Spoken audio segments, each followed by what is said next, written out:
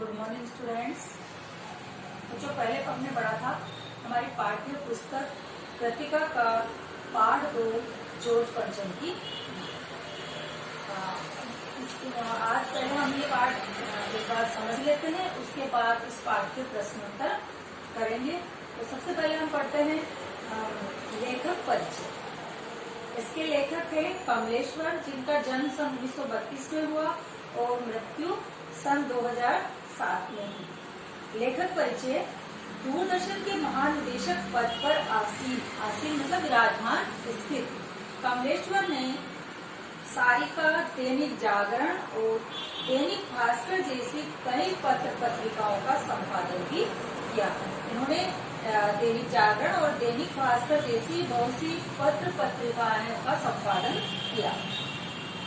साहित्य अकादमी पुरस्कार से सम्मानित, इन्हें साहित्य अकादमी पुरस्कार का भी सम्मान मिला।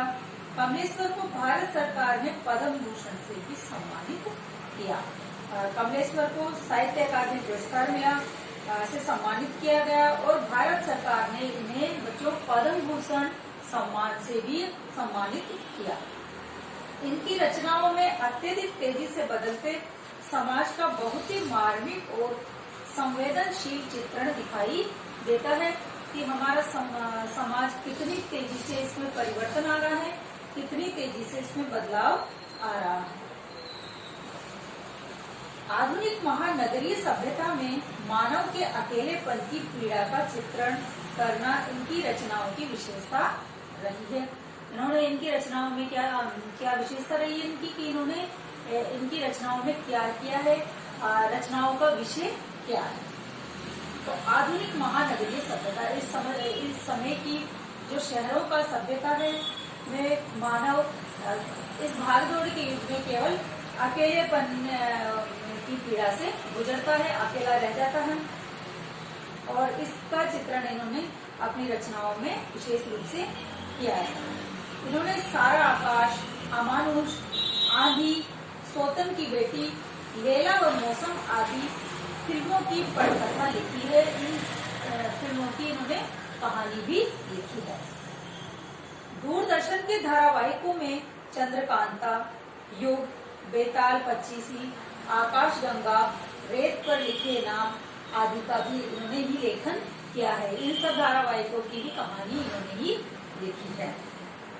अब इनकी मुख्य रचनाएं कौन कौन सी है जिन्हें बहुत अधिक प्रसिद्धि मिली। कहानी संग्रह है राजा निर्वंशिया, खोई हुई दिशाएं, 16 छतों वाला घर, ये कहानी संग्रह है। एक में ही सैकड़ों कहानियां एकत्रित है। उपन्यास है इनके जो प्रसिद्ध है जिंदा मुर्दे, वही बात, आगामी अतीत, डाक बंगला, काली आंधी, कितने पाकिस्तान, समुद्र में खोया हुआ आदमी, एक और चंद्रकांता आदि, ये इनके प्रसिद्ध उपन्यास हैं। अब हम एक बार थोड़ा पाठ परिचय पढ़ लेते हैं। पाठ को समझने से पहले प्रस्तुत व्यंग्य कथा में दर्शाया गया है, ये है जॉर्ज पंचम की नाक। ये एक व्यंग्य कथा है। इसमें बताया गया है बच्चों की नाक मान सम्मान व प्रतिष्ठा की द्योतक होती है। नाक मान सम्मान और प्रतिष्ठा का प्रतीक होती है। यह कथा सरकारी व्यवस्था पर करारी चोट करते हुए सत्ता में जुड़े लोगों की और विदेशी मानसिकता तथा विदेशी आकर्षण पर तीखा प्रहार करती है। यह कथा सरकारी व्यवस्था, सरकारी कामकाज की व्यवस्था पर करारी चोट करते हुए, पर व्यंग करते हुए उन्होंने जो लोग सत्ता से, शासन से जुड़े हुए हैं, ऐसे लोगों की जो मानसिकता है और विदेशी आकर्षण है, विदेशी के प्रति जिनके, विदेशों के प्रति या विदेशी लोगों के प्रति जिनके मन में आकर्षण है, उस पर बहुत ही तीखा प्रहार करती है, बहुत ही तीखा व्यंग करती है। अब हम प्रश्नोत्तर करने से पहले पाठ का सार समझ लेते हैं। रानी एलिजाबेथ का भारत आगमन। सबसे पहले मुख्य मुद्दा क्या है इस पाठ का, कि जॉर्ज पंचम की नाक नहीं है और वो किसके कारण से सबको जॉर्ज पंचम की नाक की याद आई, क्योंकि रानी एलिजाबेथ द्वितीय भारत आ रही थी। बात उस समय की है जब इंग्लैंड की रानी एलिजाबेथ अपने पति के साथ हिंदुस्तान आने वाली थी। पति के साथ रानी हिंदुस्तान आ रही थी। अखबारों में उनकी चर्चा हो रही थी। तो रानी के आगमन की चर्चा अखबारों में हो रही थी। रोजाना न्यूज़पेपर में, अखबार में उसकी खबरें आ रही थी। सूचनाएं सभी लोगों को मिल रही थी कि रानी कब आ रही है, क्या आ रही है, उसके बारे में पूरी चर्चाएं अखबार में थी। शाही दौरे के लिए जो तैयारियां हो रही थी, उनकी खबरों से समाचार पत्र भरे थे कि रानी का शाही दौरा, राजसी ठाट बाट के साथ आने का दौरा भारत के लिए, नेपाल के लिए और पाकिस्तान के लिए हो रहा था। तो उसकी सारी चर्चाएं, क्या क्या तैयारियां हो रही है, ये सब खबरें वहाँ के अखबार में छप रही थी। और दूसरे दिन वही खबरें हमारे यहाँ पर भी अखबार में छप रही थी।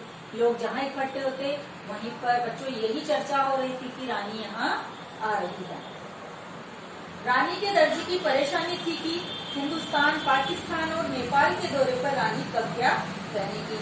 रानी का जो दर्जी था, जिसको जिम्मेदारी थी रानी के ड्रेस बनाने की, उसे ये चिंता सता रही थी कि जब हिंदुस्तान का दौरा होगा तो रानी क्या पहनेगी, कौन सी ड्रेस पहनेगी। पाकिस्तान जाएगी तो वहाँ पर कौन सी ड्रेस पहनेगी, और नेपाल जाएगी तब वो क्या पहनेगी।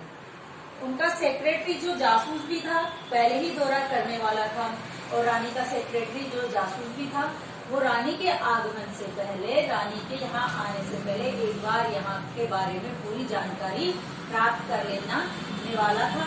और वो चुपचाप ही यहाँ आने वाला था। नया जमाना था, इसलिए फोटोग्राफरों की खोज तैयार हो रही थी। पहले बच्चों जब रानी और राजा जब कहीं जाते थे तो उनके साथ में बहुत सारे लवाजमें, सेना, फौज होती थी। लेकिन आज वो समय नहीं है। आज इनकी जगह किसने ले ली? फोटोग्राफरों की टीम ने, पत्रकारों की टीम ने, वीडियोग्राफी करने वालों ने। तो ये सारे वीडियो भी, इतने सारे लोग रानी के साथ आने वाले थे। इंग्लैंड के अखबारों में छपी खबरें अगले दिन हिंदुस्तानी अखबारों में नजर आती थी। जो भी खबर वहाँ के अखबार में छपती थी, दूसरे दिन वही खबर हमारे यहाँ हिंदुस्तान के अखबार में भी छप जाती थी।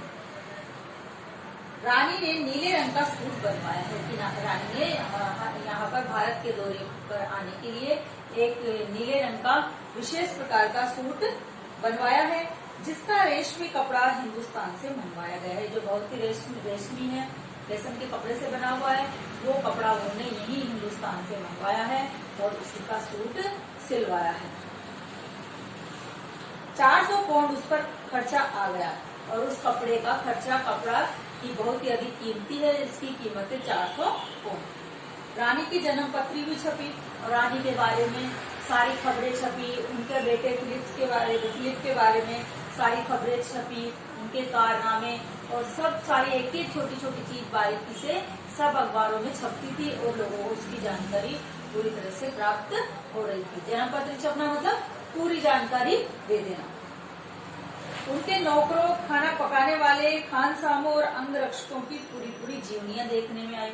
उनके नौकर, खाना बनाने वाले और भी जो भी काम करने वाले, सभी के बारे में पूरी बातें अखबार के अंदर छप जाती थी।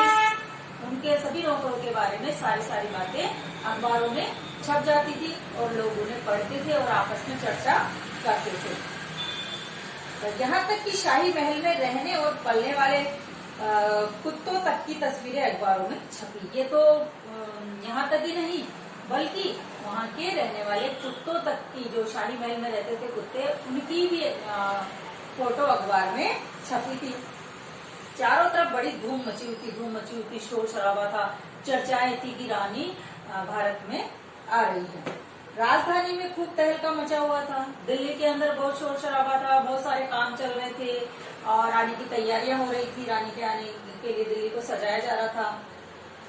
रानी 5000 रुपए का रेशमी सूट पहनकर पालम के हवाई अड्डे पर उतरेगी। इसलिए कुछ तो होना ही चाहिए कि रानी उस जमाने में इतना कीमती 5000 रुपए मूल्य का सूट पहन करके पालम के हवाई अड्डे पर उतरेगी, अर्थात यहाँ पर आएगी। तो उनके लिए यहाँ पर राजधानी दिल्ली में भी उनका भव्य स्वागत होना चाहिए, उनके लिए वो तैयारियां होनी चाहिए, उनका स्वागत करना चाहिए। ऐसा विचार विमर्श हो रहा था। देखते ही देखते नई दिल्ली की काया पलट होने लगी। देखते ही देखते क्या हुआ, नई दिल्ली की काया पलट होना। काया पलट बिल्कुल ही साफ सफाई होना, रंग रोगन होना, सजावट होना, ये सारे काम वहाँ होने लगे। सड़कें नई बन गई, सड़कें जो टूटी फूटी थी उनको नया कर दिया गया, डामर डाल दिया गया। इस तरह से इमारतों ने कोबलांगी की तरह श्रृंगार किया और इमारतें जो वहाँ की बनी हुई इमारतें थी बड़ी बड़ी, वो भी बहुत अच्छे से सज धज गई। धसना मतलब उनकी भी मरम्मत कर दी गई, उन पर पेंट कर दिया गया और सजावट कर दी गई थी। ये सारा इंतजाम रानी के आगमन के लिए हो रहा था। सब कुछ होता जा रहा था, लेकिन सबसे बड़ी एक मुश्किल थी। क्या थी सबसे बड़ी मुश्किल? जॉर्ज पंचम की नाक। सब हो रहा था तो सब लोग उस नाक के लिए, जो अफसर लोग थे, चिंतित थे। इस नाक की भी लंबी दास्तान है। ये नाक है जॉर्ज पंचम की, इसकी भी बच्चों बहुत लंबी कहानी है, बहुत बड़ी कहानी है। एक समय इस नाक के लिए कई आंदोलन हुए थे। एक समय ऐसा था जब हमारा देश आजाद हुआ था, उस समय इस नाक के लिए, जॉर्ज पंचम की नाक के लिए बहुत आंदोलन हुए थे। लोगों में आपस में मतभेद था, झगड़े थे। कुछ लोग तो चाहते थे कि इसकी नाक हटा दी जाए और कुछ इसकी नाक रखना चाहते थे। इसे दो ग्रुप में लोग बंट गए थे। राजनीतिक पार्टियों ने प्रस्ताव पास किए थे, चंदा जमा किया गया, नेताओं ने भी भाषण दिए इस बात पर, सबने चंदा इकट्ठा किया मूर्ति के लिए और बड़े बड़े भाषण भी हुए। अखबारों में भी इसकी खबरें छपी, बहुत सी इसकी खबरें उस जमाने में अखबार में भी छपी। जॉर्ज पंचम की नाक रहने दी जाए या हटा दी जाए। लोगों के बीच में ये मसला चल रहा था, विचार विमर्श चल रहा था कि ये नाक रहने दी जाए या नाक हटा दी जाए। इस बात पर बहुत बहस हुई, बहुत सी चर्चा हुई, बहस हुई। हर राजनीतिक आंदोलन की तरह कुछ पक्ष में थे तो कुछ विपक्ष में। हर राजनीतिक आंदोलन होते हैं, कोई कुछ भी हो, कैसा भी राजनीतिक आंदोलन हो, दो पार्टियां बढ़ जाती है। कुछ लोग उसके पक्ष में होते हैं और कुछ उसके विपक्ष में होते हैं। विपक्ष वाले उसकी बुराई करते रहते हैं, उसमें कमियां निकालते रहते हैं। पक्ष वाले अपने पक्ष की दलीलें देते हैं, अपनी बात को अच्छी साबित करने की कोशिश करते हैं। ज्यादातर लोग खामोश थे, उनकी ताकत दोनों तरफ थी और इसमें से ज्यादा लोग, कुछ परसेंट पक्ष में थे, कुछ विपक्ष में थे। और जो ज्यादा परसेंट वाले लोग थे, ज्यादा लोग थे, वो चुपचाप खामोश थे। ना तो वो कह रहे थे नाक रख ली जाए, ना वो कह रहे थे कि नाक काट ली जाए। तो अब ऐसे लोगों की ताकत दोनों तरफ होती है, वो दोनों ही पार्टियों में होते हैं, क्योंकि उनका मत किधर भी जा सकता है। अभी वो चुप है, लेकिन अगर मतदान हो इस पक्ष विपक्ष में तो वो दोनों तरफ ही अपना मत कहीं भी दे सकते हैं। इसलिए इनकी ताकत ज्यादा होती है, क्योंकि इनका किसी को पता नहीं होता है, ये कहीं भी किसी भी पार्टी में जा सकते हैं। जॉर्ज पंचम की नाक के लिए हथियार बंद पहरेदार नियुक्त कर दिए गए। जॉर्ज पंचम की नाक के लिए क्या किया गया? हथियार बंद, हथियार से लेस पहरेदार वहां पर लगा दिए गए, क्योंकि पक्ष वालों को ऐसे था कि विपक्ष वाले कहीं इसकी नाक को हटा ना ले, काट ना ले। हिंदुस्तान में जगह जगह ऐसी नाकें खड़ी थी जिन तक लोगों के हाथ पहुंच गई थी। वहां पर पहले अंग्रेजों का जमाना था, अंग्रेजों का राज था, तो जगह जगह उन्होंने अंग्रेज अफसरों की जो स्टेचू है, लाट है, वो लगा दी थी। और जगह जगह हमारे देश में उनकी मूर्तियां लगी हुई थी। और जो देश का सम्मान करने वाले लोग हैं, जिनको वो बिल्कुल पसंद नहीं थे, जिन्होंने हमें गुलाम रखा, हमारे ऊपर अत्याचार किए, तो ऐसे शासकों की मूर्तियों की उन्होंने नाक काट ली थी। जहां जहां वो पहुंच सके और जहां से वो आसानी से नाक प्राप्त कर सके, वहां की नाक उन्होंने काट ली थी। जिन तक लोगों के हाथ पहुंच गए, उन्हें शानो शौकत से उतारकर अजायब घरों में पहुंचा दिया गया। और जिन तक लोगों के हाथ पहुंच गए मतलब जिन मूर्तियों तक, अर्थात जिन मूर्तियों की लोगों ने नाक काट ली, उनको वहां से दोबारा हटाया और वहां से ले जाकर के अजायब घर में ले जाकर के उनको रख दिया गया, दिखाने के लिए, प्रदर्शनी के लिए। उसी जमाने में एक घटना घटी। इंडिया गेट के सामने वाली जॉर्ज पंचम की मूर्ति की नाक गायब हो गई। दिल्ली में इंडिया गेट के सामने जो जॉर्ज पंचम की मूर्ति थी, बच्चों उसकी नाक भी गायब हो गई। हथियारबंद पहरेदार अपनी जगह तैनात रहे, गश्त लगती रही और मूर्ति की नाक चली गई, क्योंकि उस समय मूर्तियों की नाक काटी जा रही थी, हटाई जा रही थी। तो फिर इस जॉर्ज पंचम की नाक के की जो मूर्ति है जॉर्ज पंचम की, वहां पर पहरेदार बैठा दिए गए, गश्त चलती रही, क्योंकि उन्हें यह था कि कहीं इस मूर्ति की भी नाक नहीं काट ली जाए। लेकिन इतना इंतजाम होने के पश्चात भी मूर्ति की नाक काट ली गई और अब वो बिना नाक की मूर्ति ही वहां पर स्थित थी, खड़ी थी। अब रानी भारत आ रही थी तो सरकारी तंत्र में नाक को लेकर बहुत बड़ी चिंता थी। सरकारी तंत्र, सरकारी जो अफसर थे बच्चों, उन्हें जॉर्ज पंचम की नाक को लेकर बहुत अधिक चिंता थी, वो बहुत अधिक चिंतित थे। एकाएक परेशानी बढ़ गई। अचानक से क्या हुआ बच्चों, बहुत अधिक परेशानी हो गई, परेशानी बहुत ज्यादा बढ़ गई थी।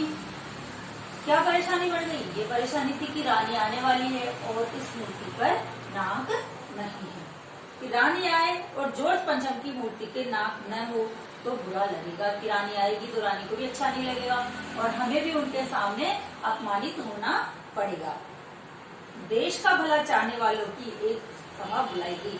जो लोग अपने आप को ऐसे समझते थे कि हम हितकारी है, दिखावा करते थे देश की भलाई चाहने का, ऐसे लोगों की मीटिंग बुलाई गई, सभा बुलाई गई। सभी इस बात से सहमत थे कि अगर नाक नहीं है तो सबकी इज्जत नहीं रहेगी। सभी को ये बात मान रहे थे कि अगर नाक नहीं है तो किसी की भी इज्जत नहीं रहेगी, सभी की इज्जत चली जाएगी। उच्च स्तरीय सभा हुई, बहुत बड़ी सभा हुई। सबने अपने दिमाग पर जोर डाला गया, दिमाग पर जोर डाल करके बहुत ही सोचा और उसके बारे में चर्चा की और आखिर में क्या हुआ, इसका ये परिणाम निकला कि हर स्थिति में इस नाक का होना बहुत जरूरी है, कि कैसी भी स्थिति हो, कैसा भी समय हो, लेकिन इस पर नाक होना बहुत अधिक जरूरी है, अर्थात मूर्ति पर नाक होना ही चाहिए। इसलिए एक मूर्तिकार को शीघ्र ही दिल्ली में हाजिर होने का हुक्म दिया गया। इसलिए एक मूर्तिकार को कि तुम जल्दी से दिल्ली आओ, और इस तरह का उसको आदेश दिया कि तुरंत ही जल्दी ही दिल्ली आ जाओ, ऐसा उस मूर्तिकार को आदेश दिया गया। मूर्तिकार ने आते ही सभी हुक्म देने वालों के चेहरे देखे। मूर्तिकार आया और जिन्होंने उसे बुलाया था उन हुक्म देने वालों के उसने चेहरे देखे, उनकी शक्लें देखी। उन चेहरों पर अजीब परेशानी थी, वो लोग बहुत अधिक परेशान थे। कुछ चेहरे लटके थे, कुछ तो उदास थे, कुछ के चेहरे लटके हुए थे और कुछ बदहवास थे। कुछ के बच्चों चेहरे लटके हुए थे, कुछ उदास थे और कुछ बहुत अधिक घबराए हुए थे। कुछ बहुत अधिक घबराए हुए थे। उनकी हालत देखकर लाचार कलाकार की आंखों में आंसू आ गए। उनकी ऐसी स्थिति देखी कि कोई घबरा रहा है, कोई चेहरा लटका रखा है किसी ने और कोई उदास है, तो उनकी स्थिति देख करके उस बेचारे कलाकार की आंखों में, मूर्तिकार की आंखों में आंसू आ गए। वो भी लाचार था। किस चीज से लाचार था? पैसों से लाचार था, गरीब था, उसे पैसे चाहिए थे। उसे जॉर्ज पंचम की नाक लगाने के लिए कहा गया। सभी जो वहाँ के भला चाहने वाले थे, देश का वो काम थे, सरकारी तंत्र के लोग थे, उन्होंने मूर्तिकार से कहा कि इस जॉर्ज पंचम की मूर्ति पर नाक लगानी है। ये जानना चाहता था कि जिस मूर्ति पर नाक लगानी है उसका वो कहाँ बनेगी। अब जब उसे कहा गया कि मूर्ति पर नाक लगानी है तो बच्चों को ये जानना चाहता था कि ये मूर्ति जिस पर नाक लगानी है वो कब बनी थी, कहाँ बनी थी, पत्थर कहाँ से लाया गया था, ये सारी जानकारी वो लेना चाहता था, ताकि वो जानकारी प्राप्त करके उस पत्थर से इस मूर्ति के नाक लगा सके। जिस पत्थर से ये मूर्ति बनी है वैसा का वैसा दूसरा पत्थर ला करके और उसकी नाक को वो लगा सके, ताकि लोगों को भ्रम ना हो, किसी को पता न चले कि नाक दोबारा लगे। इसके लिए पत्थर कहाँ से लाया गया था, ये सारी बातें मूर्तिकार ने उनसे अफसरों से पूछी थी। बच्चों, जब मूर्तिकार ने पूछा कि ये मूर्ति कब बनी है और कहाँ बनी थी, तो इसके लिए पत्थर कहाँ से लाया गया था, तो ये बात सुनकर के सब परेशानी में आ गए और सब एक दूसरे की ओर जो हुक्काम थे, आदेश देने वाले थे, एक दूसरे की ओर नजरों में देखने लगे और अपनी जिम्मेदारी एक दूसरे पर डालने लगे। नजरों से ही एक दूसरे की ओर इशारा करने लगे कि ये काम आपको करना है, ये काम आपको करना है। कोई इसकी जिम्मेदारी नहीं ले रहा था। जब किसी ने इसकी जिम्मेदारी नहीं ली तो एक क्लर्क को बुलाया गया और उसको इस बात की पूरी छानबीन करने के लिए कहा कि तुम इस बात की जानकारी करो कि ये मूर्ति का पत्थर कहाँ से लाया गया था और ये मूर्ति कब बनी थी और कहाँ बनी थी। पुरातत्व विभाग की फाइलों को खोला गया पर कुछ पता नहीं चला। जो पुरानी फाइलें थी उन्हें खोला गया, उनमें ढूंढा गया, लेकिन बच्चों में कुछ भी नहीं मिला। वो कुछ भी क्यों नहीं मिला? क्योंकि जो कुछ था वो सब फाइलों के अंदर मिट चुका था, खत्म हो चुका था। क्लर्क ने लौट कर बताया कि फाइलें सब कुछ हजम कर चुकी है। क्लर्क आया और उसने आकर लौट कर बताया कि फाइलों में से सब कुछ खत्म हो चुका है, मिट चुका है। ये सुनते ही हुक्म देने वाले उदास हो गए। जब हुक्म देने वालों ने, आदेश देने वालों ने ये बात सुनी तो वो उदास हो गए कि अब कैसे होगा, कैसे नाक लगेगी। ये सारा सोच करके वो चिंतित हो गए, उदास हो गए। एक विशेष कमेटी बनाई गई, एक विशेष कमेटी समिति बनाई गई और उसे ये काम सौंप दिया गया, ये काम दे दिया गया कि ये काम आप करें, कि जैसे भी हो ये काम करना ही होगा। नाक लगाने का कार्यभार उस कमेटी को ही सौंपा गया। ये जिम्मेदारी, नाक लगाने की जिम्मेदारी उस कमेटी को ही दी गई।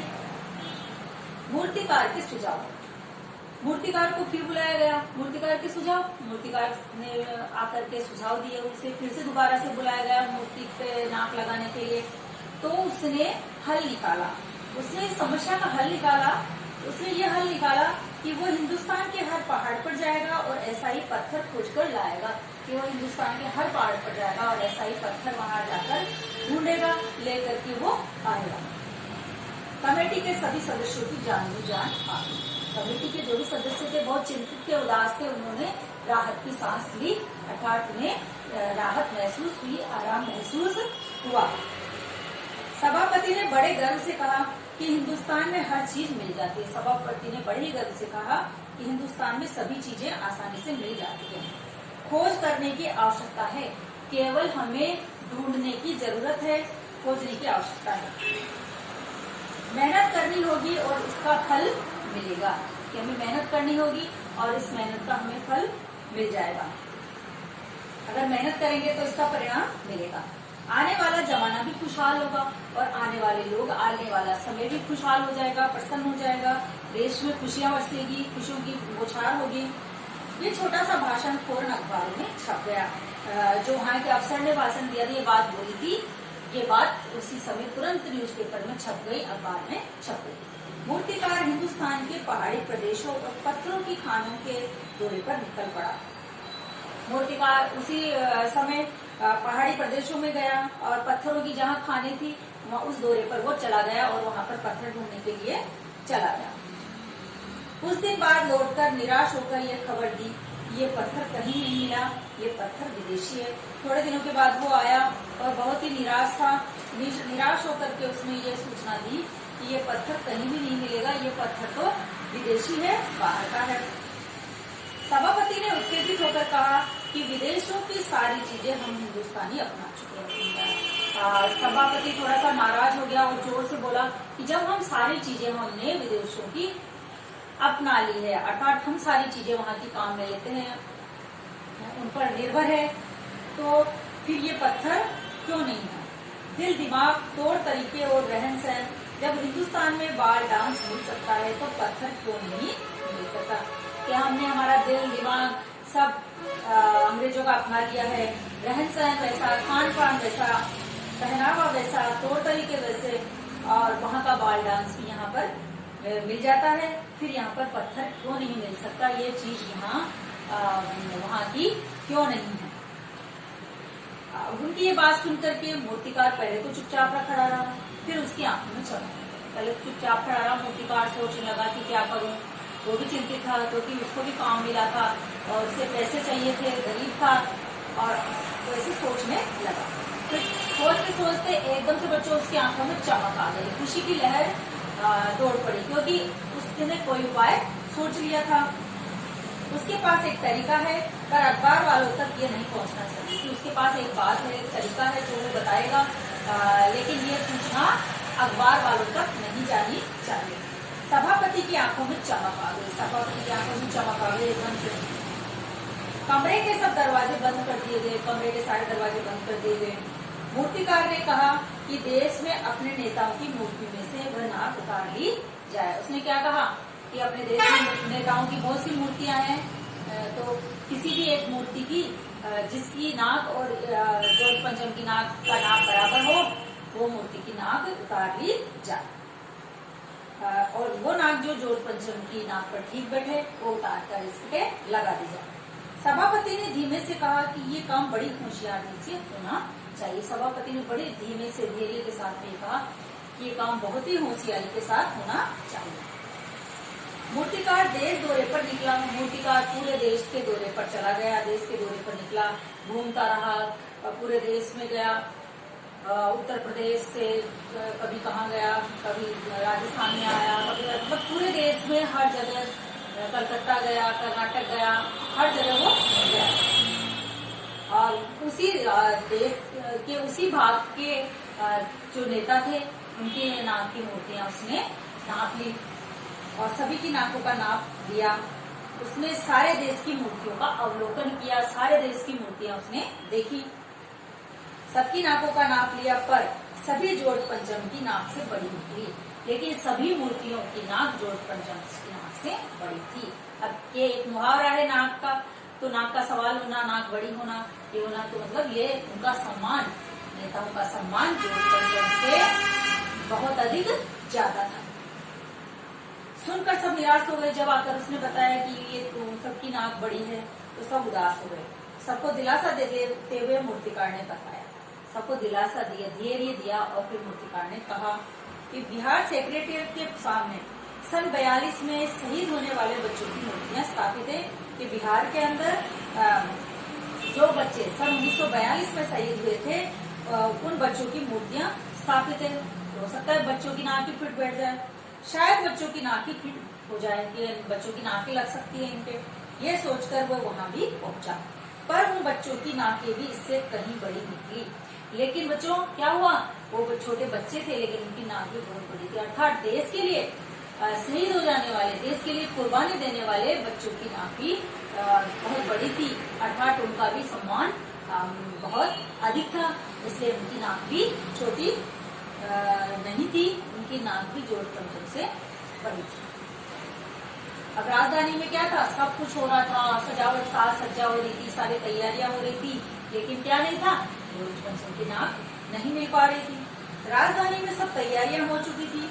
जॉर्ज पंचम की मूर्ति को भी साफ किया गया था, रंग रोगन करके चमका दिया गया था, सब हो गया था। उसके चारों तरफ जो गोंद बना हुआ था, उससे पानी भरा हुआ था, उसका भी कीचड़ वीचड़ रकाब निकाल करके साफ पानी भर दिया गया था, सब हो गया था। लेकिन नाक नहीं थी। बड़े बड़े अधिकारियों तक ये बात पहुंची, सब परेशान की जॉर्ज पंचम के नाक में लग पाई, तो फिर रानी का स्वागत करने का मतलब, तो बड़े बड़े जो अधिकारी है बच्चों, उन तक भी बात पहुंची, तो सब परेशान थे। सभी यही सोच रहे थे कि जॉर्ज पंचम की मूर्ति पर अगर नाक नहीं लग पाई तो फिर रानी का स्वागत करने का तो कोई मतलब ही नहीं रह जाएगा, इससे तो अपनी नाक कट जाएगी, अर्थात बदनामी हो जाएगी। तो इस बात से तो रानी जब आके देखेगी उनके वहां वाले की मूर्ति पर नाक नहीं, अर्थात उनका अपमान किया जा रहा है, तो उससे हम लोग तब भी अपमानित होंगे, हमारी नाक कट जाएगी। ऐसा वो सोचने लगे और अधिकारी लोग चिंतित होने लगे। फिर मूर्तिकार ने बच्चों नई योजना बनाई। जब ये काम उसका नहीं हुआ तो फिर उसने एक नई योजना बनाई जो बहुत ही खतरनाक योजना थी। मूर्तिकार पैसे से लाचार था, उसको लाचारी थी पैसे की, बहुत अधिक गरीब व्यक्ति था। वो हार मानने वाला कलाकार नहीं था, लेकिन उसने हार नहीं मानी क्योंकि उसको पैसा चाहिए था, किसी भी प्रकार से वो ये कार्य करना चाहता था। उसके दिमाग में एक विचार आया, उसने सोचा पहले वाली शर्त दोहराई, फिर से यही शर्त दोहराई कि कमरे के दरवाजे बंद कर लो, सब कुछ कर लो, किसी को पता नहीं चलना चाहिए। सबने वैसे के वैसे कमरे का दरवाजे बंद कर दिए। फिर मूर्तिकार ने अपनी नई योजना पेश की कि नाक लगाना जरूरी है, कि नाक लगाना तो बहुत जरूरी है, इसलिए 40 करोड़ में से किसी एक की जिंदा नाक काट कर लगा दी जाए। हमारे देश की जनसंख्या 40 करोड़ थी उस समय, तो कि 40 करोड़ भारतीयों में से किसी एक की नाक काट करके लगा दी जाए। चारों तरफ सन्नाटा छा गया। उसका ये बात सुनकर के सभी लोग चुप हो गए, सन्नाटा हो गया, चुपचाप हो गए। सभापति ने सबकी तरफ देखा। सभापति था, उनका लीडर था, उसने सबकी ओर देखा। सबको परेशान देखकर मूर्तिकार चौंक उठा। जब मूर्तिकार ने देखा कि ये बात मेरी कोई मानने को तैयार नहीं है, तो मूर्तिकार क्या हुआ बच्चों, चौंक गया और धीरे से बोला, किसी को घबराने की जरूरत नहीं है। नाक चुनने का काम उसका है कि कोई घबराए नहीं, किसी को परेशानी में नहीं पड़ना है। नाक चुनना अर्थात नाक ढूंढना उसका काम है, वो ढूंढेगा।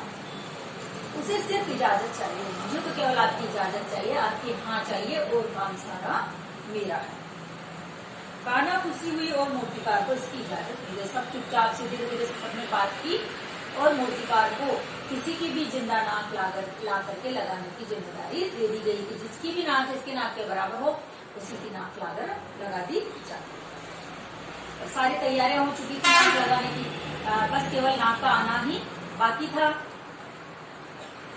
अखबारों में सिर्फ इतना छपा था कि नाक का मसला हल हो गया। अखबार में और कोई खबर नहीं थी, बस ये थी कि जो नाक लगाने की परेशानी थी वो परेशानी सुलझ गई है और अब नाक लग जाएगी। राजपथ पर इंडिया गेट के पास वाली जॉर्ज पंचम की मूर्ति के नाक लग रही है, ये सारी खबर अखबार में थी। नाक लगने से पहले हथियारबंद पहरेदारों को तैनात किया गया। जिनके पास हथियार थे ऐसे पहरेदार वहां पर बैठा दिए गए। मूर्ति के आसपास का तालाब सुखाकर साफ किया गया। जो तालाब था उसे सुखाकर साफ कर दिया, उसमें ताजा पानी डाल दिया गया। क्यों डाल दिया गया? ताकि जिंदा नाक लगाई जाने वाली थी वो सूखने न पाए। पत्थर की नाक पे तो कोई असर नहीं पड़ता, लेकिन जो जिंदा नाक है वो नमी के अभाव में सूख जाती, इसलिए वहां पर वो पानी डाला गया कि वो नाक सूखे नहीं। इस बात की जानकारी जनता को नहीं थी। ये इस बात का जो जनता को बिल्कुल भी पता नहीं था, लोगों को बिल्कुल भी पता नहीं था। रानी के आने का दिन भी नजदीक आ रहा था और अब दिन गुजरते जा रहे थे, रानी के आने का समय भी आ गया था। मूर्तिकार अपने बताए हल से स्वयं परेशान था। मूर्तिकार ने ये हल तो बता दिया, लेकिन इस हल से खुद परेशान था कि वो किसकी नाक काट के लाए, किस व्यक्ति की नाक लाए, इससे वो परेशान था। जिंदा नाक लाने के लिए उसने कमेटी वालों से कुछ और मदद मांगी, उसे मदद भी मिल गई। कमेटी वालों के सामने उसने कहा कि मुझे कोई मदद की आवश्यकता है, वो मदद भी, वो हेल्प, सहायता भी उसको मिल गई थी। अब दिन आ ही गया जिस दिन जॉर्ज पंचम के नाक लगना था। वो दिन आ गया, जॉर्ज पंचम के नाक लग भी गई। किसी को कानो कान खबर नहीं हुई। सब अखबारों ने खबरें छापी, सभी अखबारों में खबर छपी, न्यूज छपी कि जॉर्ज पंचम की जिंदा नाक लगाई गई है, कि जॉर्ज पंचम की जिंदा नाक लगा दी गई है। यानी ऐसी नाक जो कहीं से भी पत्थर की नहीं लगती, कि ऐसी नाक लगी हुई है तो बिल्कुल ऐसा नहीं लगता कि कहीं से भी उसका पता नहीं चलता कि वो पत्थर की बनी है, अर्थात जिंदा नाक जैसी नाक लगाई गई है। उस दिन के अखबारों में एक बात गौर करने की थी। उस दिन जो अखबार छपे ना बच्चों, उनमें एक बात ध्यान देने की थी कि देश में कहीं भी किसी उद्घाटन का कोई समाचार नहीं था कि कोई उद्घाटन हुआ है, किसी ने कोई फीता नहीं काटा था, कोई सार्वजनिक सभा भी नहीं हुई थी, किसी का भी स्वागत नहीं हुआ था और किसी को सम्मान पत्र भी भेंट नहीं किया गया था और किसी हवाई अड्डे पर स्वागत सत्कार भी नहीं हुआ था, किसी का भी ताजा चित्र नहीं छपा था, सारे समाचार पत्र खाली थे। पता नहीं ऐसा क्यों हुआ। लेखक पाठकों के विचार के लिए अंत में प्रश्न छोड़ देता है। ये छोड़ दिया कि नाक तो सिर्फ एक चाहिए थी, वो भी बुद्ध के लिए। ये क्या हुआ न्यूज़पेपर में, इसमें ये खबर क्यों नहीं छपी? वहां तो केवल एक नाक ही थी।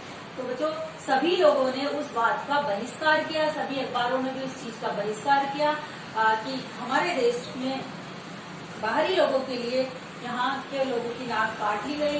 ये बहुत ही अपमान का विषय है, बहुत ज्यादा अपमानित करने का विषय है, इसलिए अखबारों ने इनमें ये खबर नहीं छपी। ये था हमारा पाठ। अब इसके का सारांश था। ये पाठ आपको अच्छे से समझ में आ गया होगा और अब मैं इसके थोड़े से शब्दार्थ और समझा देती हूँ। फिर उसके बाद जो कठिन शब्द है उसके बाद हम इसके प्रश्नोत्तर करेंगे। मय का मतलब होता है बच्चों केसाब। पधारना, पधारना होता है आना। सेक्रेटरी सचिव। फौज फाटे, फौज फाटे होता है सेना तथा अन्य शाही कर्मचारी जो आने वाले होते हैं। कतरने, अखबार के काटे गए अंश, छोटे छोटे अंश, छोटे छोटे टुकड़े कतरने कहलाते हैं। कारनामे, काम, कार्य। टहल का होता है कोई भी शोर शराबा होना, खलबली मच जाना। बावर्ची, बावर्ची है रसोईया, रसोईया खाना बनाने वाले को बावर्ची बोलते हैं। और बेशाख्ता है स्वाभाविक, स्वाभाविक रूप से, अचानक से। रहमत, रहमत होता है कृपा, दया, कृपा। काया पलट होना, बदलाव होना, पूरी तरह से बदल जाना। करिश्मा, जादू। नाजनीनो, कोमल स्त्री। दास्तान, कहानी।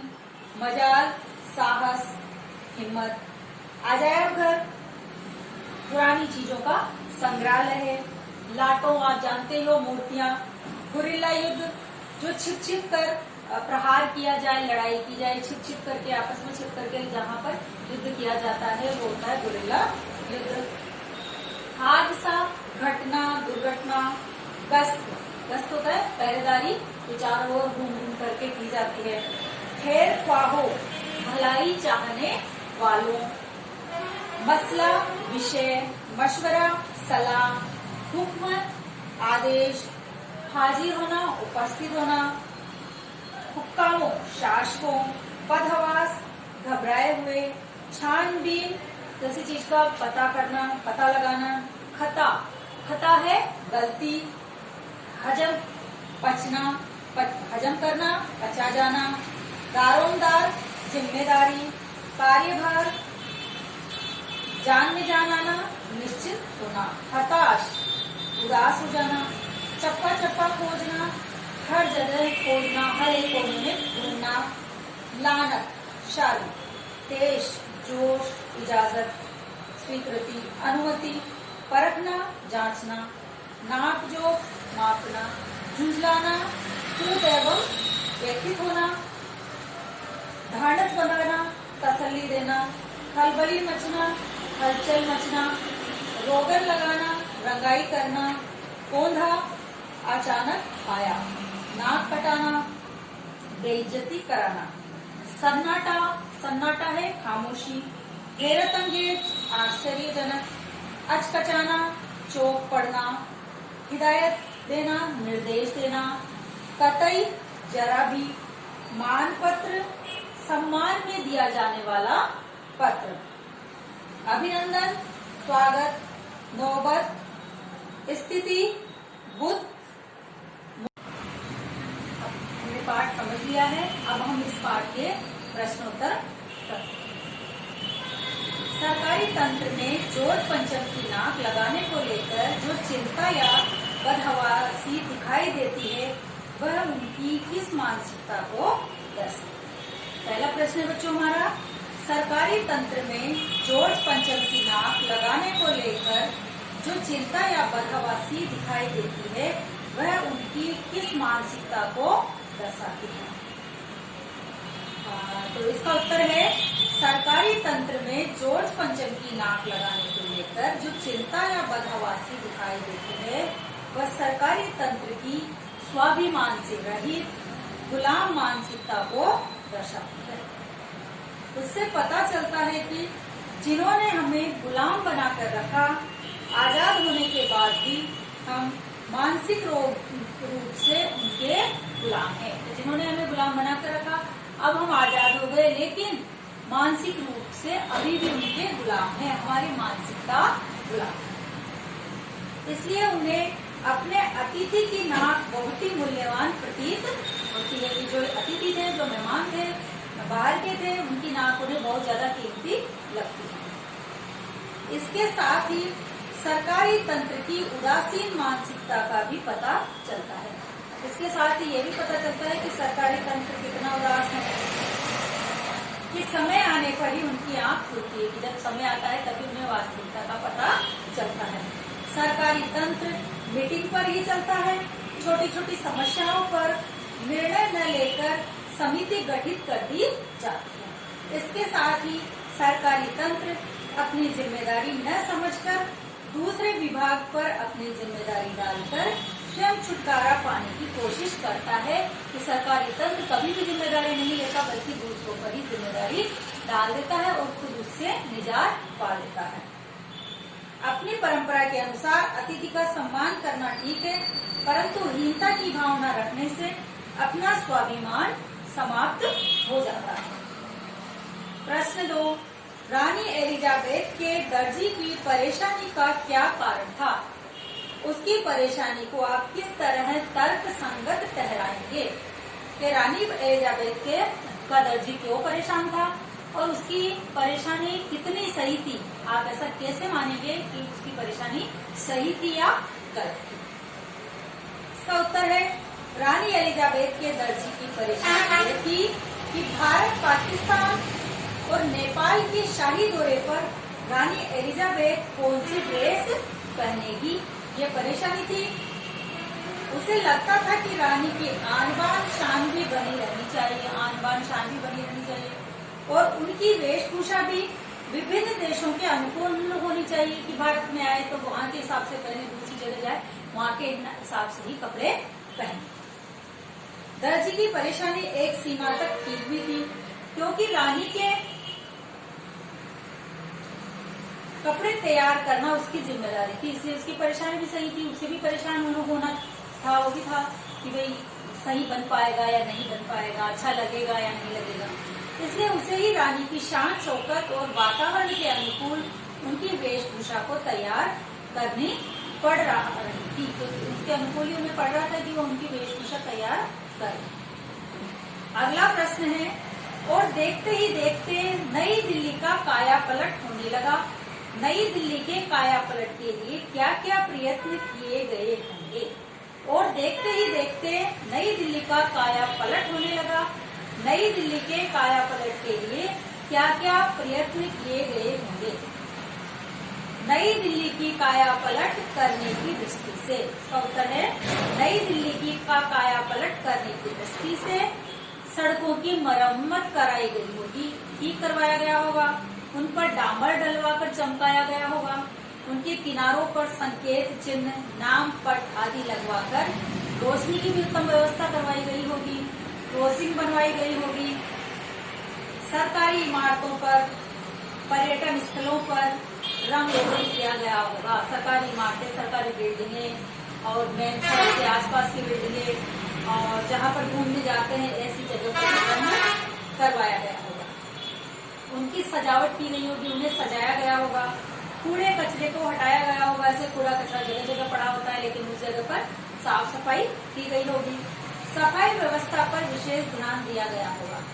सरकारी इमारतों के लॉन में लगे फव्वारे सुधारे और चलवाए गए होंगे। फव्वारे जो खराब हो रहे थे उनको ठीक करवाया गया होगा और उनको चालू किया गया होगा। ट्रैफिक पुलिस की व्यवस्था के साथ ही मेहमान नवाजी की भी विशेष व्यवस्था की गई होगी कि ट्रैफिक पुलिस के साथ साथ मेहमान नवाजी, जो भी कि मेहमान का आने वाले का कैसे स्वागत किया जाए बीच बीच में रुक के, तो उसकी भी व्यवस्था की गई।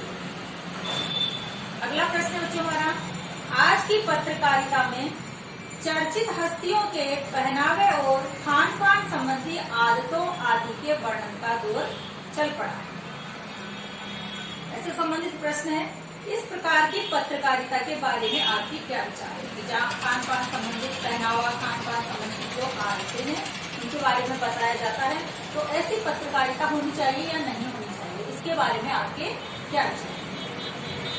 तो वर्तमान में अखबारों में चर्चित हस्तियों, जो फेमस हस्तियां होती है, फेमस लोग होते हैं, नेता वगैरह, तो लेकर जो विशेष लेख या समाचार प्रकाशित होते हैं, ऐसे वर्णन से युक्त पत्रकारिता मनोरंजन पत्रकारिता के अंतर्गत आती है। ये केवल एक मनोरंजन करने का साधन है, बल्कि ये पत्रकारिता का सही स्वरूप नहीं है। प्रत्येक देश का फैशन अपने समय की प्रसिद्ध हस्तियों एवं लोकप्रिय नायक नायिकाओं की वेशभूषा को देखकर चलता है। इसलिए मनोरंजन पत्रकारिता का नाम ही हस्तियों के खान पान, वेशभूषा को लेकर बातें करना स्वाभाविक है। फिर भी पत्रकारिता की दृष्टि से इन बातों को विशेष महत्व नहीं दिया जाना चाहिए। क्योंकि ये पत्रकारिता का विषय नहीं माना जा सकता कि जिसके अंदर उनके रहन सहन, हस्तियों के, बड़ी हस्तियों के रहन सहन और खान पान का वर्णन किया जाए, उसको पत्रकारिता में जगह नहीं देना चाहिए। इसे चाटुकारिता या मौका परस्ती प्रकट होते से पता है कि उनकी चापलूसी करना है या अवसरवादी होना ही प्रकट होता है। हमारी दृष्टि में पत्रकारिता में मनोरंजन के अंतर्गत चटपटी खबरों को ही स्थान दिया जाना चाहिए। अगला है, इस तरह की पत्रकारिता आम जनता विशेषकर युवा पीढ़ी पर क्या प्रभाव डालती है? इस प्रकार की पत्रकारिता आम जनता यानी युवा लोगों पर, युवा पीढ़ी पर क्या प्रभाव डालती है? तो इस प्रकार की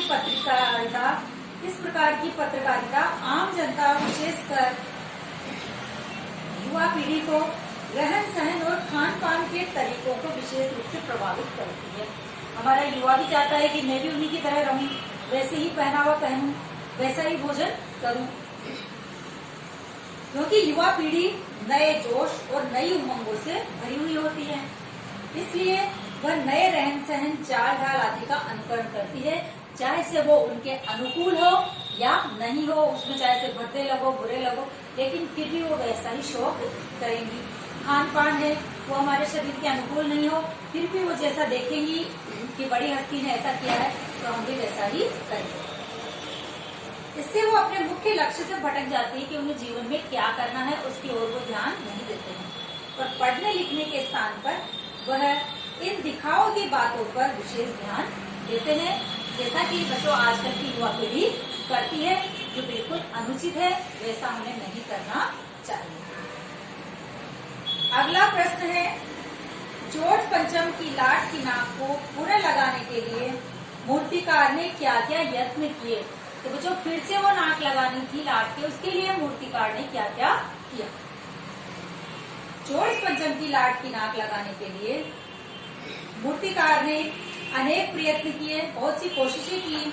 उसने सबसे पहले जिस खान के पत्थर से वो मूर्ति बनी थी, जिस खान के पत्थर से मूर्ति बनी थी, उस पत्थर को खोजने का प्रयत्न किया और उसका प्रयत्न उसके फाइलों के माध्यम से किया गया। फाइलों के माध्यम से कोशिश की, फाइल में नहीं मिलने पर उसने स्वयं पूरे देश का दौरा करके उस किस्म का पत्थर ढूंढने की भी उसने पूरी कोशिश की। स्वयं पहाड़ी प्रदेशों में गया, वहाँ के खानों में देखा, ये कोशिश की। इस दौरे में वह प्रत्येक पहाड़ी प्रदेश पे गया, पत्थर के खानों में गया। इसके बाद उसने जब ये सफल नहीं हुआ तो उसने भारत के नेताओं और महापुरुषों की लगी मूर्तियों की नाकों की नाप भी ली, ताकि जिस मूर्ति की नाक फिट बैठे उस नाक को जॉर्ज पंचम के लगा दिया जाए। फिर उसने बिहार सचिवालय के सामने, जब वो नाक भी फिट नहीं बैठी तो बिहार सचिवालय के सामने जब 1942 में आंदोलन हुए थे और उस आंदोलन में जो बच्चे शहीद हुए थे उन बच्चों की मूर्तियों की नाकों को जांचा, लेकिन वहाँ भी समस्या का हल नहीं हुआ। उसके बाद उसने जीवित व्यक्ति की नाक काटकर जॉर्ज पंचम की मूर्ति पर लगाने का प्रयत्न किया था और वो कार्य उसने किया। अगला प्रश्न है हमारा, प्रस्तुत कहानी में जगह जगह कुछ ऐसे कथन आए हैं जो मौजूदा व्यवस्था पर करारी चोट करते हैं। ऐसे प्रश्न आए हैं जो इस व्यवस्था पर करारी मतलब बहुत तगड़ी चोट करते हैं, आहत करते हैं। उदाहरण के लिए फाइलें सब कुछ हजम कर चुकी है, जैसे ये था कि फाइलों ने सब खा लिया है, सब हुक्कामों ने एक दूसरे की तरफ ताका, इस तरह के कथन इसके अंदर आए हैं। ऐसे कथन छांट कर लिखिए, हमें इसमें से छांट करके ये लिखने हैं। तो पाठ में ऐसे ही कुछ व्यंग्यात्मक कथन है जो मैं आपको बता रही हूँ, जैसे कि शंख इंग्लैंड में बज रहा था, गूंज हिंदुस्तान में आ रही थी कि तैयारी वहाँ हो रही थी और खलबली यहाँ मची हुई थी, लोग यहाँ पर उसकी चर्चाएं कर रहे थे। गश्त लगती रही और लाट की नाक चली गई, ये बहुत ज्यादा तैनाती थी, बहुत ज्यादा उसका ध्यान था, लेकिन फिर भी वहां से लाट की नाक चली गई, अर्थात उसको बेइज्जती मतलब बेइज्जत कर दिया गया। सभी सहमत थे कि अगर ये नाक नहीं है तो हमारी भी नाक नहीं रह जाएगी, और सभी हुक्काम चापलूस थे और इस बात से सहमत थे कि ये नाक नहीं रही तो हमारी भी नाक चली जाएगी। एक की नजर ने दूसरे से कहा कि ये बताने की जिम्मेदारी तुम्हारी है, कि जब उन्होंने कहा कि ये नाक का इंतजाम किया जाए तो सबने क्या किया, एक दूसरे की नजरों में देखा, अर्थात एक दूसरे पर जिम्मेदारी डालनी चाहिए। पुरातत्व विभाग की फाइलों के पेट चीरे गए पर कुछ नहीं मिला। जो पुरानी फाइलें थी उनमें ढूंढा गया लेकिन कुछ भी नहीं मिला। जब हिंदुस्तान में बाल डांस तक मिल जाता है तो पत्थर क्यों नहीं मिल सकता? ये चीजें मिल जाती है तो पत्थर क्यों नहीं है? एक आम कमेटी बनाई गई और उसके जिम्मे ये काम दे दिया गया। जब वो काम खुद नहीं कर पाए, एक दूसरे पर डाल रहे थे काम करने के लिए, उसकी मूर्ति की नाक की जिम्मेदारी लेने के लिए, और जब कोई तैयार नहीं हुआ तो उन्होंने एक नई समिति बनाई अफसरों ने और उनको इसकी जिम्मेदारी दे दी और खुद उससे दूर हो गए। ये छोटा सा भाषण फौरन अखबारों में छप गया। जो एक बड़े अफसर ने बात बोली थी वो बात तुरंत ही उसकी अखबार में छप गई। अगला प्रश्न है, नाक मान सम्मान और प्रतिष्ठा का द्योतक है। द्योतक होता है बच्चों प्रतीक है। ये बात पूरी व्यंग्य रचना में किस तरह उभर कर आई है, लिखिए। नाक मान सम्मान व प्रतिष्ठा का प्रतीक है। ये बात पूरी व्यंग्य रचना में किस तरह से उभर कर आई। नाक मान सम्मान व प्रतिष्ठा की प्रतीक मानी जाती है। पराधीनता काल में, जब हम पराधीन थे, गुलाम थे अंग्रेजों के, जॉर्ज पंचम भारत में शासक एवं सम्राट के प्रतीक थे। वो यहाँ का शासक था और राजा था। अतः उनकी नाक कटना उनकी प्रतिष्ठा का धूल में मिलना जैसा था। और नाक कटने का मतलब, राजा की नाक कटना मतलब उनका इज्जत धूल में मिल जाना, मिट्टी में मिल जाना जैसा था। क्योंकि उनकी प्रतिष्ठा के साथ अंग्रेजी साम्राज्य की प्रतिष्ठा भी जुड़ी हुई थी। उसके सम्मान के साथ अंग्रेजी साम्राज्य के थे का था वो राजा, तो उसका भी सम्मान था। इसलिए दोनों की ही प्रतिष्ठा को, दोनों के ही सम्मान को खतरा था। इसका अर्थ ये भी हुआ कि स्वतंत्र भारत में अंग्रेजी साम्राज्य और जॉर्ज पंचम की नीतियों को भारत विरोधी मानकर नकार दिया गया था। कि स्वतंत्र भारत ने उनकी नीतियों को बिल्कुल ही मना कर दिया था, मानने से इनकार कर दिया था। लेकिन रानी एलिजाबेथ के भारत आने तक, लेकिन जब रानी एलिजाबेथ भारत आई, देश के सभी सरकारी अधिकारी थे, वो क्या करने लगे, गुलामी की मानसिकता के कारण, उनकी मानसिकता गुलाम थी। इस कारण वो अंग्रेज शासन की खिलाफत करने के स्थान पर उन्होंने अंग्रेज शासन का वो खिलाफ नहीं हुए, बल्कि उन्होंने क्या किया, उनके स्वागत में गुलामों के तरह मान सम्मान रहित एवं बिना नाक वाले होकर जुट गए। कि वो उनके खिलाफ, उन्होंने उनका खिलाफत तो नहीं की, बल्कि सम्मान करना चाहा। और सम्मान करने के लिए वो कैसे बन गए, मान सम्मान रहित हो गए और बिना नाक वाले बन गए। खुद ने अपनी सम्मान को ताक कर रख दिया कि हमारा भी कोई सम्मान है, कि अंग्रेजों ने हमारे साथ ऐसा किया था तो हम क्यों करें, और खुद भी नाक कटे बन गए। उन्होंने अपना आत्मसम्मान एक तरफ रख दिया। जबकि जॉर्ज पंचम गुलाम भारत का विदेशी शासक था। जॉर्ज पंचम क्या था, गुलाम भारत का विदेशी शासक था। और अब हमारा देश आजाद हो गया तो अब हमें उसके लिए कुछ भी नहीं करना चाहिए। उसकी भारत के प्रति कोई आस्था और प्यार भी नहीं था। उसने भारत के लोगों पर बहुत अधिक अत्याचार भी किए गए थे और मूर्ति भी जो लगाई गई थी विदेश के पत्थर की थी। उसका मान सम्मान भारतीय नेता और शहीद बच्चों से ज्यादा नहीं था, बल्कि उनसे बहुत अधिक कम था। उनकी नाक इन सबसे नीची थी। इसके बावजूद हमारे सरकारी अधिकारी चापलूसी करने, अपना स्वार्थ पूरा करने के कारण जॉर्ज पंचम की नाक लगवाने में लगे हुए थे।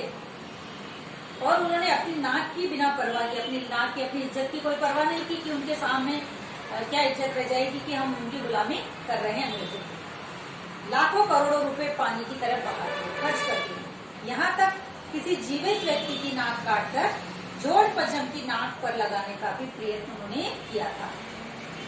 यह प्रयत्न समस्त भारतीय जनता के आत्मसम्मान पर एक तरह से चोट है। अगला प्रश्न है हमारा, जॉर्ज पंचम की लाट पर किसी भी भारतीय नेता, यहाँ तक कि भारतीय बच्चे की नाक फिट न होने के बात से लेखक किस ओर संकेत करना चाहता है? जॉर्ज पंचम की लाट पर किसी भी भारतीय नेता, यहाँ तक कि भारतीय बच्चे की नाक फिट न होने की बात से लेखक किस ओर संकेत करना चाहता है? जॉर्ज पंचम की लाट पर किसी भी भारतीय नेता, यहाँ तक कि भारतीय बच्चे की नाक फिट न होने की बात से लेखक इस ओर संकेत करना चाहता है कि भारतीय नेता और बलिदानी भारतीय बच्चों की नाक जॉर्ज पंचम की नाक से बड़ी है। अर्थात सुभाष, नेहरू, लाजपत राय, पटेल आदि सभी नेता तथा बलिदानी बच्चे जॉर्ज पंचम से अधिक सम्मानित हैं। सारे नेता और वो बच्चे छोटे छोटे जिन्होंने बलिदान दिया वो सब जॉर्ज पंचम से ज्यादा सम्मानित हैं। हमारे देश में उस व्यक्ति की नाक ऊंची होती है, अर्थात वो सम्मान का हकदार बनता है जो देश के लिए त्याग और बलिदान करता है।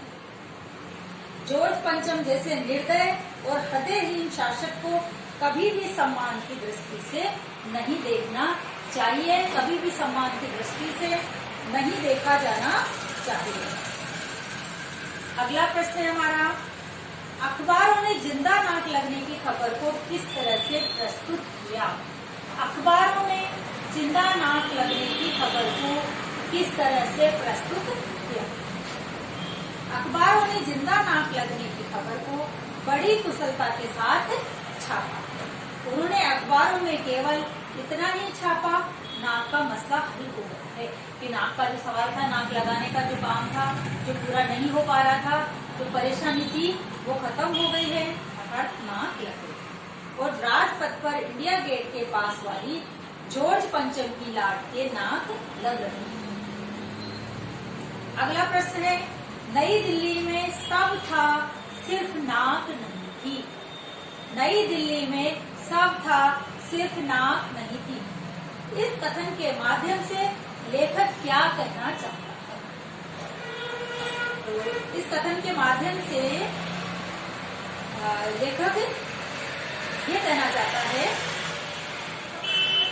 लेखक ने स्वतंत्र भारत के शासकों की मनोवृत्ति पर तीखा व्यंग्य किया है कि जब स्वतंत्र भारत हो गया, अब यहाँ पर जनता का शासन है और जनता के बनाए हुए प्रतिनिधि नेता लोग शासन कर रहे हैं, लेकिन उनके विचार कैसे है, उनकी मनोवृत्ति चापलूसी की है, उस पर इन्होंने तीखा व्यंग्य किया। उन्होंने इंग्लैंड की महारानी के उसके स्वागत के लिए दिल्ली को खूब सजा दिया है, सारी सुविधाएं उपलब्ध करा दी, जितनी भी सुविधाएं थी सब उपलब्ध करा दी, परंतु उनमें राष्ट्रीय स्वाभिमान और आत्मसम्मान की भावना नहीं थी। लेकिन उसमें देश के प्रति स्वाभिमान और मान सम्मान, आत्मसम्मान की भावना नहीं थी। ब्रिटिश शासक जॉर्ज पंचम ने अपने शासन की कुनीतियों के आधार पर, कुनीति होता है बुरी नीति, बुरे विचारों के आधार पर भारतीयों के आत्मसम्मान को ठेस पहुंचाई थी, भारतीयों के आत्मसम्मान को उन्होंने आहत किया था। फिर भी उसका विरोध करने तथा गलत ठहराने को किसी भी भारतीय में साहस नहीं था, लेकिन फिर भी कोई उनका विरोध नहीं कर पाता था। जो विरोध करता था उसे वो मौत के घाट उतार देते थे, इसलिए कोई इसका विरोध नहीं कर पाता था उस समय। अगला प्रश्न है हमारा, जॉर्ज पंचम की नाक लगने वाली खबर के दिन अखबार चुप क्यों थे? जॉर्ज पंचम की नाक लगने वाली खबर के दिन अखबार चुप क्यों थे? इसका उत्तर है, जॉर्ज पंचम की नाक लगने वाली खबर के दिन अखबार चुप इसलिए थे क्योंकि जॉर्ज पंचम की मूर्ति पर जिंदा नाक लगाना अपमानजनक कृत्य था। उस दिन अखबार इसलिए चुप थे क्योंकि जॉर्ज पंचम की मूर्ति पर उनसे जो जिंदा नाक लगाई गई थी वो बहुत ही बड़ा अपमानजनक कार्य किया गया था, हमारे देश के लोगों का बहुत बड़ा अपमान था कि ऐसे विदेशी क्रूर शासक के कि पत्थर की मूर्ति के लिए जिंदा व्यक्ति की नाक लगाई। यही कारण था कि किसी स्वागत समारोह का कोई समाचार और चित्र अखबार में नहीं छपा था, मतलब इस घटना का बहिष्कार किया गया था। अगला प्रश्न है, कमलेश्वर ने जॉर्ज पंचम की नाक कहानी का सारा व्यंग्य नाक शब्द पर केंद्रित किया। उक्त कथन को पाठ के आधार पर स्पष्ट कीजिए। कमलेश्वर ने जॉर्ज पंचम की नाक कहानी का सारा व्यंग्य नाक शब्द पर केंद्रित किया। उक्त कथन को पाठ के आधार पर स्पष्ट कीजिए। इसका उत्तर है, लेखक ने इसमें उन लोगों पर व्यंग्य किया है जो अंग्रेजों की हुकूमत से आजादी मिल जाने पर भी मानसिक गुलामी से ग्रस्त है। कि अंग्रेज हमें आजाद कर गए, हम आजाद हो गए, लेकिन मानसिकता अभी भी हमारी उनकी गुलामी की है, हम अभी भी उनकी गुलामी करते हैं, ऐसे व्यक्तियों के लिए कहा गया है। और आज भी विदेशियों को मान सम्मान की दृष्टि से बड़ा मानते हैं। ऐसे लोग अपनी नाक अर्थात अपनी इज्जत, गरिमा व मान सम्मान का ख्याल न रखकर, अपनी इज्जत का, अपनी गरिमा का और मान सम्मान का ख्याल नहीं रखकर उन लोगों की नाक का ख्याल रखते हैं जो सदा दूसरों का शोषण तथा मानवता का अपमान करते हैं। इसी आशय से लेखक ने सारा व्यंग्य नाक शब्द पर केंद्रित किया है। लेखक का यही आशय है। इसी कारण से क्या आशय है कि उन्हीं के लिए कहा है कि ऐसे लोग जो उनकी गरिमा व मान सम्मान का ख्याल रखते हैं, जिन्होंने हमारे लोगों का शोषण किया है। बच्चों, ये हमारा पाठ कंप्लीट हुआ, इसके प्रश्नोत्तर कंप्लीट हुए। आपको इसके प्रश्नोत्तर अपनी हिंदी की नोटबुक में करने हैं। धन्यवाद।